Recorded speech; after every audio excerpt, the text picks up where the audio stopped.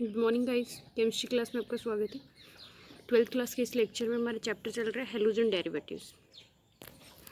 Last class के अंदर हमने देखी थी कुछ इंपॉर्टेंट रिएक्शंस जो एल्किल हैलाइड्स की थी, जिसमें रिएक्शन विद मेटल्स, जिसमें हमने वुड्स रिएक्शन देखी है। इसके अलावा ग्रिग्नार्ड रिएजेंट को, इसके अलावा हमने फ्रैंकलिन रिएजेंट को, है ना, और जो उलमान रिएजेंट कॉपर के साथ होता है वो आप लोगों की था नहीं, ठीक है। इसके अलावा जो रिडक्शन थी उसके लिए अपनी स्ट्रॉन्ग कंडीशंस कम मिली हैं। आज हम डिस्कस करने वाले हैं एलिमिनेशन रिएक्शंस। देखिए, एलिमिनेशन रिएक्शंस के अंदर क्या होता है, RX compound treated with KOH alcoholic, दूसरा होता है KOH एक्वस। देखो, हमने ये रिएक्शन देखी है कि KOH, और अगर आप एक्वस कंडीशन में काम में लेते हो तो उसके अंदर क्या होती है, SN रिएक्शन होती है, न्यूक्लियोफिलिक सब्सटीट्यूशन रिएक्शन होता है। किस मेथड से होगा वो डिपेंड करेगा आरएक्स कंपाउंड की नेचर के ऊपर, ठीक है। दूसरा जो है, आरएक्स कंपाउंड के साथ में अगर एक्वा सॉल्यूशन के अंदर बेस को ट्रीट करवाएंगे देन तो रिएक्शन होगी nucleophilic substitution reaction, and product क्या बनेगा, अल्कोहल बनेगा, ठीक है। प्रॉपर्टीज़ अलग अलग डिपेंड करेंगी कि वो किस मैकेनिज्म से हो रही है, SN1 से हो रही है या फिर SN2 से हो रही है, वो तो रिएक्टेंट मॉलिक्यूल पे डिपेंड करती है कंडीशन तो। पर फाइनली आपको ध्यान यही रखना है, RX की जगह पे ROH बनाना है, ठीक है, कब एक्वस मीडियम। पर उसी रिएक्शन के अंदर अगर KOH और अल्कोहलिक दे रखा है तो अल्कोहलिक सॉल्यूशन के अंदर हमेशा कौन सी रिएक्शन होती है, एलिमिनेशन रिएक्शन होती है, वहाँ से रिमूवल होता है। और रिमूवल किसका होता है, KOH लिया है तो KX मॉलिक्यूल का होता है, NaOH लिया है तो NaX मॉलिक्यूल का होता है, यानी सॉल्ट का रिमूवल होता है। और इससे क्या बनती है, एल्कीन बनती है। एलिमिनेशन रिएक्शंस वो रिएक्शन होती हैं जिनके अंदर कुछ ना कुछ smaller molecules like CO2, H2O, HX, इन मॉलिक्यूल्स जैसे ROH हो सकते हैं, इन मॉलिक्यूल्स का क्या होता है, रिमूवल होता है, ये मॉलिक्यूल अलग हट जाते हैं और उनसे अनसेचुरेटेड कंपाउंड्स का फॉर्मेशन होता है, उसको अपन क्या बोलते हैं, एलिमिनेशन रिएक्शन बोलते हैं। देखो इसको, when alkyl halides are treated with NaOH और KOH, दोनों ही स्ट्रॉन्ग बेस हैं, कोई सा भी कम में ले सकते हो, इन एल्कोहलिक सोल्यूशन, पूरी बात याद रखनी है, alcoholic solution on heating they form ethene, कि जब भी एल्काइल हैलाइड्स को एल्कोहलिक सोल्यूशन के अंदर बेस के साथ ट्रीट करवाया जाता है तो एलिमिनेशन रिएक्शन होती है, और एलिमिनेशन रिएक्शन के थ्रू इथिन से बढ़ के ज़्यादा बेस्ट वर्ड होगा एल्कीन, ठीक है ना। एल्कीन का फॉर्मेशन होता है। This reaction is known as dehydrohalogenation reaction. उस रिएक्शन को हम क्या बोलते हैं, डिहाइड्रोहेलोजिनेशन रिएक्शन बोलते हैं। देखो एग्जांपल देखो, C2H5Br, NaOH एल्कोहलिक सोल्यूशन है, इससे क्या बन रहा है, C2H4 और NaBr और H2O बन गया, ठीक है। इस रिएक्शन के अंदर आप लोगों को Br मॉलिक्यूल का भी रिप्लेसमेंट होना है और हाइड्रोजन का रिप्लेसमेंट भी होना है। ऐसी रिएक्शन जिसमें H का रिमूवल होता है डिहाइड्रोजिनेशन, Br का रिमूवल होता है डिहेलोजिनेशन, दोनों हो रहे हैं तो डिहाइड्रोहेलोजिनेशन रिएक्शन होगी। इस रिएक्शन के लिए जो रिएक्टिविटी ऑर्डर होता है वो क्या होता है, reactivity order towards nucleophilic substitution reaction is 3 degree, 2 degree, 1 degree. सबसे ज़्यादा मोर स्टेबल कौन से होते हैं, जो रिएक्शन देते हैं 3 डिग्री, देन 2 डिग्री, देन कौन से होते हैं 1 डिग्री। एल्काइल हैलाइड्स का ऑर्डर ये होता है RI, RBr, RCl, RF, because हमने देखा है लिविंग ग्रुप की जो स्ट्रेंथ होती है वो सबसे अच्छी आयोडीन की, उसके बाद में ब्रोमीन की, उसके बाद में क्लोरीन की, और उससे कम किसकी होती है, फ्लोरीन की होती है, ठीक है ना। RI, RBr, RCl, देन किसकी होती है, RF। This elimination reaction occurs by according to Saytzeff rule. देखो, हमने जो एल्कोहल वाली रिएक्शन पढ़ी थी या फिर ये एल्किल हैलाइड के फॉर्मेशन की रिएक्शन फ्रॉम एल्कीन पढ़ते हैं तो उसके अंदर हम ये देखते हैं reaction takes place by Markovnikov rule. Markovnikov rule से हमारे पास में स्टेबल प्रोडक्ट का फॉर्मेशन होता है। ठीक उसी तरीके से हमारे पास में एल्कीन का फॉर्मेशन करना है तो किस रिएक्शन से करवानी होगी, सेडजेफ रूल से करवानी होगी। सेडजेफ रूल क्या होता है, according to this rule if there is any choice of beta hydrogen then hydrogen will be remove from that beta carbon which gives more substituted alkene. क्या बोल रहे हैं, Br मॉलिक्यूल है, इसके साथ में हाइड्रोजन यहाँ से भी रिप्लेस हो सकता है और इसमें हाइड्रोजन यहाँ से भी रिप्लेस हो सकता है। अगर ये कार्बन हाइड्रोजन डोनेट करता है तो इन दोनों के बीच में डबल बॉन्ड आएगा, और अगर ये हाइड्रोजन अपना H डोनेट करता है तो इन दोनों के बीच में डबल बॉन्ड आएगा। अगर आपके पास में if there is any choice of beta hydrogen halogen atom जिस एटम से अटैच है वो अल्फा। नेक्स्ट एटम कौन सा होता है, बीटा एटम होता है। बीटा एटम के ऊपर अगर आपके पास में कोई भी चॉइस प्रेजेंट है, एक से ज़्यादा तरह के बीटा एटम्स प्रेजेंट हैं, देन क्या होगा, बीटा हाइड्रोजन उस कार्बन से रिलीव होगा जहाँ से मोर सब्सटीट्यूटेड एल्किन बनती है। ऐसा सेडजेफ रूल कहते हैं, क्योंकि उनका जो स्टेबिलिटी का जो ऑर्डर है वो क्या है, 3 डिग्री, 2 डिग्री, 1 डिग्री होता है, ठीक है ना। इसके लिए देखो आपके पास में अगर यहाँ से हाइड्रोजन रिमूव होगा तो ये, और यहाँ से हाइड्रोजन रिमूव होगा तो ये, दो तरह के प्रोडक्ट बन रहे हैं, जिसके अंदर आप बोल सकते हो कि मोर सब्सटीट्यूटेड जो था वो मेजर प्रोडक्ट है और जो लेस सब्सटीट्यूटेड था वो क्या है। तो इसके अंदर हमारे पास जो दो एल्कीन्स बनती है उसमें से दोनों जो सब्सटीट्यूटेड एल्कीन होंगे उसके अंदर मोर सब्सटीट्यूटेड जो एल्कीन है वो मेजर प्रोडक्ट होगी, और लेस सब्सटीट्यूटेड एल्कीन है वो क्या होगी, माइनर प्रोडक्ट होगी। तो इसके अंदर जो स्टेबिलिटी ऑर्डर होता है वो 3, 2, 1 था, इसलिए आपको ध्यान रखना है कि चॉइस है तो मोर सब्सटीट्यूटेड वाला मेजर बनेगा, दूसरा कम बनता है, ठीक है। ये सेडजेफ रूल होते हैं, ठीक है।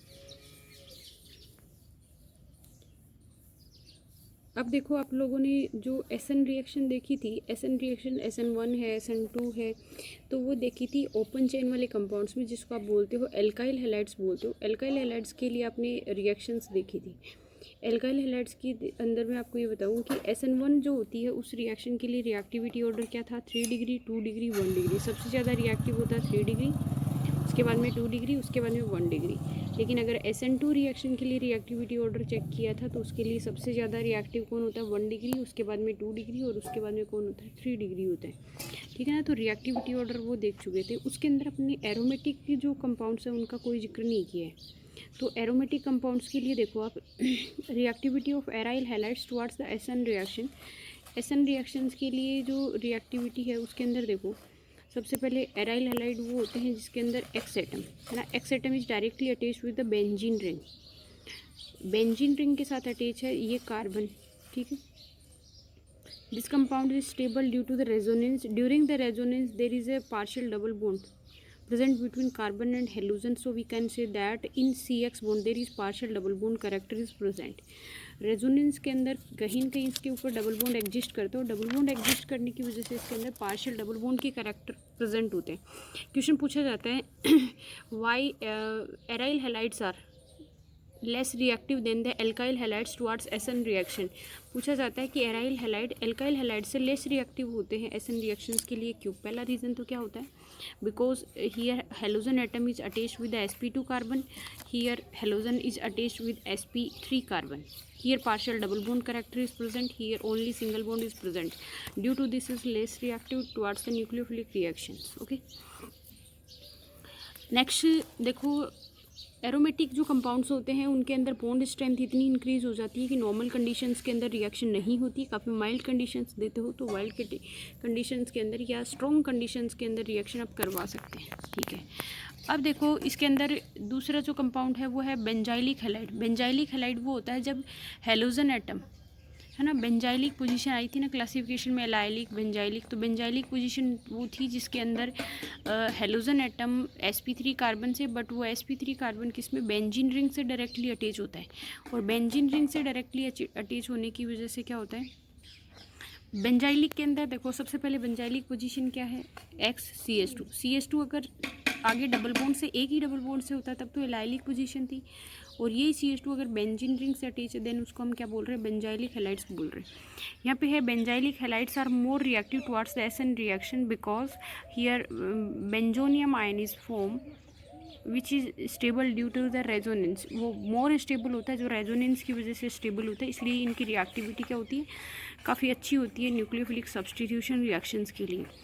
क्योंकि जिसमें इंटरमीडिएट मोर स्टेबल होता है वो रिएक्शन इजीली हो जाती है, और जिस रिएक्शन का इंटरमीडिएट मोर स्टेबल टाइम तक नहीं बन पाता उस रिएक्शन की रिएक्टिविटी भी क्या होती है, कम होती है। SN जो रिएक्शंस होती हैं उनके अंदर जो कार्बोकेटाइन बनता है, अगर वो कार्बोकेटाइन रेजोनेंस की वजह से स्टेबल हो तो उसकी स्टेबिलिटी का जो क्राइटेरिया होता है वो सबसे बेस्ट होता है। बेंजाइलिक हैलाइड है, X निकल जाएगा, X निगेटिव की फॉर्म में, और ये किसकी फॉर्म में, पॉजिटिव की फॉर्म में। यहाँ पे X की Cl लेते हो तो Cl माइनस निकाल दो, अदरवाइज X माइनस भी लिख सकते हो। पीछे बचा हुआ जो कार्बन केटाइन है उसको आप क्या बोल सकते हो, बेंजाइल कार्बोकेटाइन, या कार्बोनियम बोलो या फिर कार्बोकेटाइन भी बोल सकते हैं आप इसको, ठीक है, बेंजाइल कार्बोकेटाइन, ठीक है। बेंजाइल कार्बोकेटाइन क्या करता है, स्टेबल होने के लिए रेजोनेंस शो करता है। तो इस कार्बन के ऊपर पॉजिटिव चार्ज है, पॉजिटिव चार्ज को सेटिस्फाई करने के लिए रिंग से इलेक्ट्रॉन अट्रैक्ट करता है, यानी कि ये इलेक्ट्रॉन विड्रॉइंग ग्रुप की तरफ ट्रीट कर रहा है। इलेक्ट्रॉन इसकी तरफ शिफ्ट होंगे तो CH2 और इस कार्बन के बीच में डबल बॉन्ड एग्जिस्ट करता है, यहाँ पे पॉजिटिव। नेक्स्ट जो कंडीशन है उसके अंदर डबल बॉन्ड इधर शिफ्ट होता है, पॉजिटिव चार्ज आगे की पोजीशन पे। नेक्स्ट पोजीशन में अगेन डबल बॉन्ड शिफ्ट होता है, पॉजिटिव चार्ज इस साइड पे शिफ्ट हो जाएगा। नेक्स्ट कंडीशन के अंदर ये जो डबल बॉन्ड इधर शिफ्ट होगा तो अगेन पॉजिटिव चार्ज इस पे आएगा।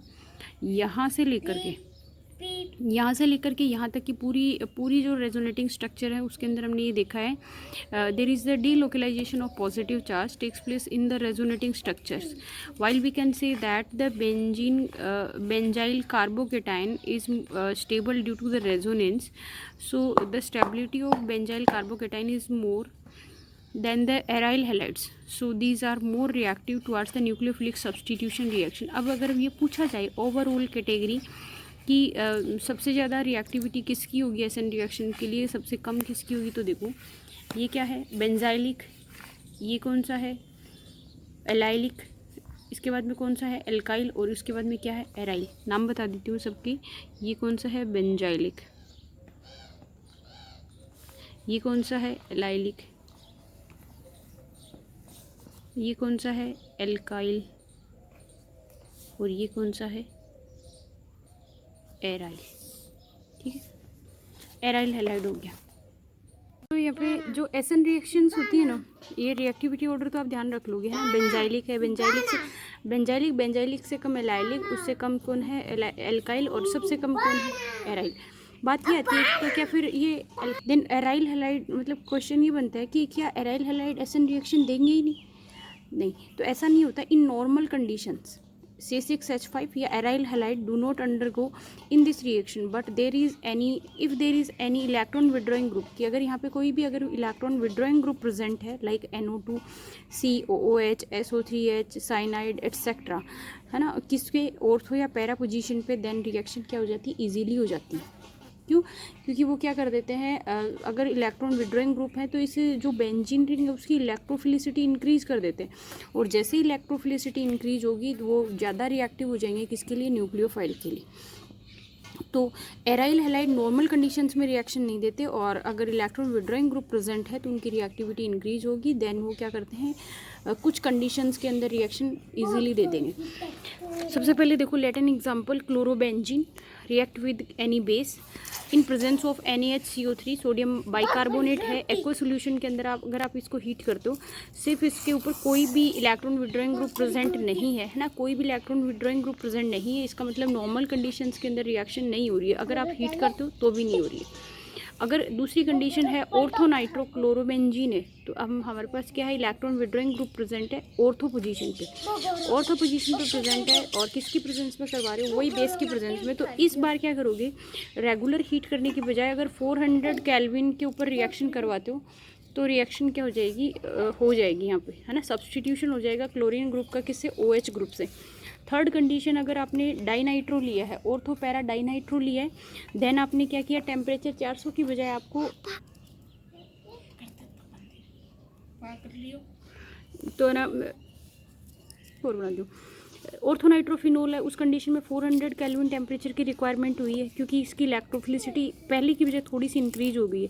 देन हम क्या लेते हैं, डाइनाइट्रो, है ना, तो डाइनाइट्रो में ऑर्थो पैरा डाइनाइट्रोक्लोरोबेंजीन है, इसको बेस के साथ ट्रीट करवाते हैं, तो 400 केल्विन की बजाय रूम टेम्परेचर पे रिएक्शन हो जाती है, 370 केल्विन के ऊपर रिएक्शन हो रही है, सब्सटीट्यूशन हो रहा है। थर्ड कंडीशन देखो, थर्ड कंडीशन में हमारे पास क्या है, ऑर्थो, है ना, 2,4,6 ट्राइनाइट्रोक्लोरोफिनोल है, उसकी रिएक्शन अगर आप करवा रहे हो तो बेस के साथ रिएक्शन करवाने पर ये बहुत लो टेम्परेचर पे, 300 केल्विन बहुत लो टेम्परेचर होता है, इस टेम्परेचर पे ही रिएक्शन हो जाती है। इसका मतलब ये है कि इलेक्ट्रॉन विड्रॉइंग ग्रुप अगर इंक्रीज हो रहे हैं तो न्यूक्लियोफाइल के लिए है ना.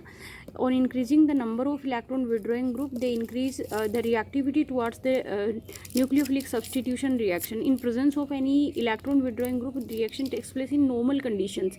While if we want to take this reaction in aryl benzene, then the reaction will be not occurs in any wild conditions. Strong conditions भी इस पर इफेक्ट नहीं करेंगी.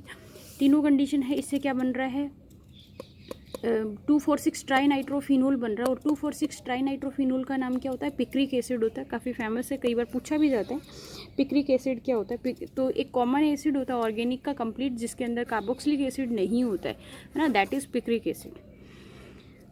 न्यूक्लियोफिलिक सब्सटीट्यूशन रिएक्शन के लिए सबसे बेस्ट एग्जांपल यही पूछे जाते हैं. तो इसके लिए आपको टेम्परेचर की रिक्वायरमेंट नहीं होगी. अगर ये रिएक्शन दी है तो नो रिएक्शन अकर्स, और ये रिएक्शन अगर आपको दे रखी है तो उस कंडीशन में आप क्या लिखोगे, reaction takes place at very low temperature, क्योंकि इन तीनों ग्रुप की प्रेजेंस की वजह से रिएक्टिविटी काफ़ी इंक्रीज हो जाती है. नेक्स्ट जो रिएक्शन है वो है reaction with metals. Last class में मैंने आपको बोला था when any compound is treated with metal it show the acidic nature because they substitute by the electrophilic substitution.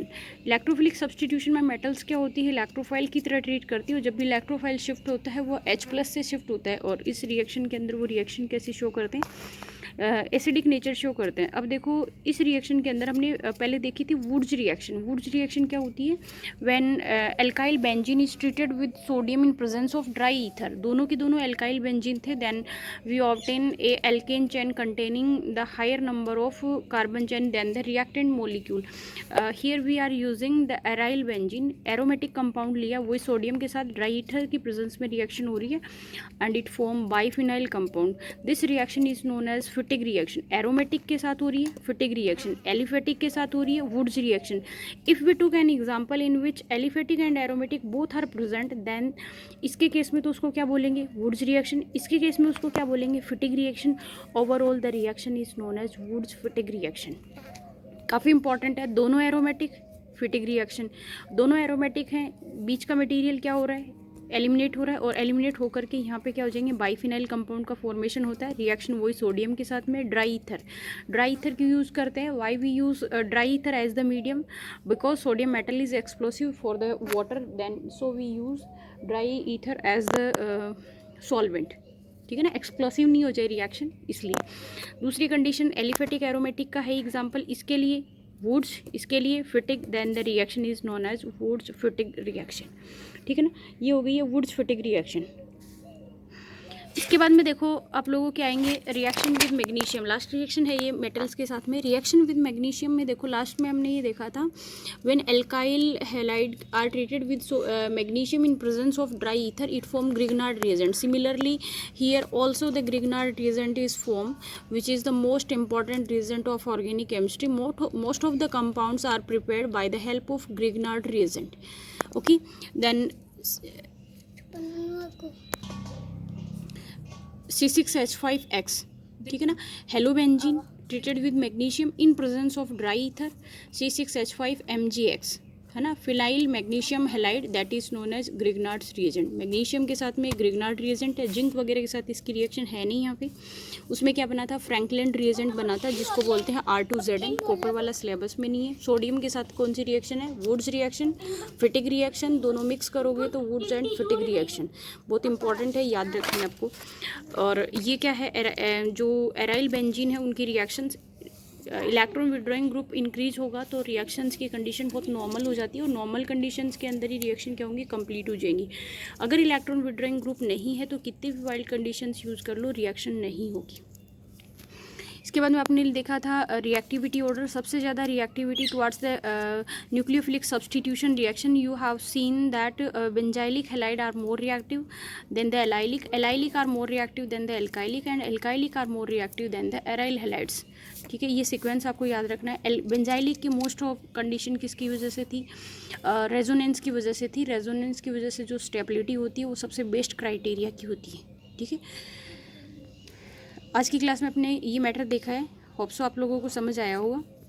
ठीक है, नेक्स्ट क्लास के अंदर अपन आगे इस टॉपिक को बढ़ाते हैं. Thanks, have a nice day guys.